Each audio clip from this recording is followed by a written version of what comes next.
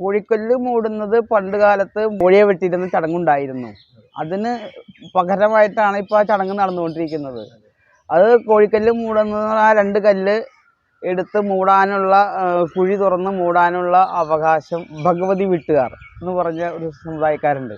അവർ വന്ന് ഉച്ചയ്ക്ക് ശിവൻ്റെ ഉച്ചപൂജയുടെ നേദ്യമാകുമ്പോൾ വന്ന് ആ 2 കുഴി അപ്പുറത്തെടുത്ത് ഉണ്ടാക്കി അവർ റെഡിയാക്കി വെക്കും. അത് കഴിഞ്ഞ് ഉച്ചപൂജ നട തുറന്നതിന് ശേഷം ഈ കല്ല് എടുത്ത് ആ കുഴിയിലേക്ക് ഇട്ട് മൂടും. എന്നിട്ട് അവിടെ ഒരു ആളുടെ പോലെ തിണ്ടുണ്ടാക്കും. ആ തിണ്ടിൽ ആദ്യം പട്ട് വിരിക്കുന്നത് അതൊക്കെ ഉണ്ടാക്കി കഴിഞ്ഞാൽ പിന്നെ തച്ചോളി വീട്ടുകാരാണ് ആദ്യം കോഴി വെക്കാനുള്ള അവകാശം. അവർ ഇവിടെ ഉണ്ടാവും. 2 കോഴി 3 ആൾ 3 കോഴിയായിട്ട് അവരും ഉണ്ടാവും. അപ്പോൾ അത് കോഴി ഇങ്ങനെ തിണ്ടൊക്കെ ഉണ്ടാക്കിയതിന് ശേഷം ആദ്യമായിട്ട് ദേവമ്പോളിന് തമ്പുരാൻ്റെ അനുവാദത്തോടെ എല്ലാവരും ഉണ്ടാവും. ഈ 3 നല്ല വലിയ പട്ട് അങ്ങോട്ട് വിരിക്കും. എന്നിട്ട് അവർ തച്ചോളി വീട്ടുകാർ ഹാജരുണ്ടോ എന്ന് വിളിച്ചു ചോദിക്കും.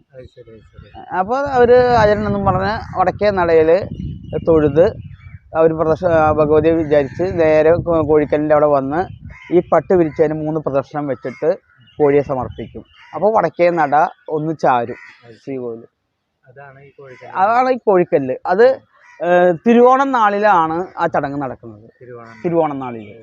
അത് കഴിഞ്ഞ് തിരുവോണം കഴിഞ്ഞ് പിന്നത്തെ അശ്വതിയാണ് ഇവിടുത്തെ അശ്വതി കാവ് തീണ്ടലും ചടങ്ങും കാര്യങ്ങളും നടക്കുന്നത്.